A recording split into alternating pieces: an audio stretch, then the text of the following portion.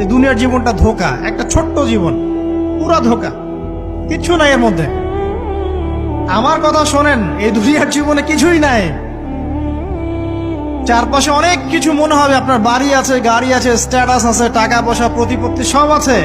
আদতে আপনি একা, আদতে আপনাকে একাই কবরে যাওয়া লাগবে, একাই আল্লাহর সাথে হিসেব নিকাশ দিতে হবে। কেউ নাই সাথে, আমাদের সাথে কেউ নাই। কিন্তু আপনি মনে করছেন যে সেলিব্রিটিজম, বড় আমি পলিটিক্যাল নেতা হয়েছি, আমাকে সবাই চেনে, আমি ইকোনমিক সেক্টরে লিড দেই, রাষ্ট্রকে লিড দেই, আমি ধর্মতাত্ত্বিক ক্ষেত্রে লিড দেই, আমাকে দেখলে মানুষ বাহবা দেয়, ইত্যাদি ইত্যাদি।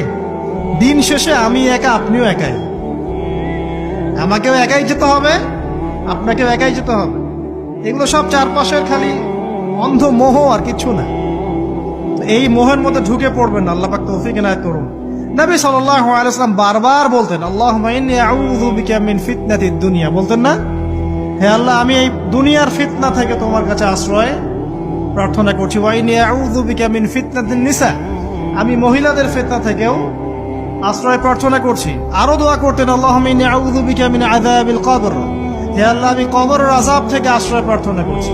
ওয়া আযাবি জাহান্নাম, জাহান্নামের আযাব থেকে আশ্রয় প্রার্থনা করছি। ওয়া মিন ফিতনাতিল মাহইয়া ওয়াল মামাত, জীবন মৃত্যুর ফিতনা থেকে আশ্রয় প্রার্থনা করছি। ওয়া মিন শাররি ফিতনাতিল মাসিহিদ দাজ্জাল, এবং দাজ্জালের ফিতনা থেকে আশ্রয় প্রার্থনা করছি।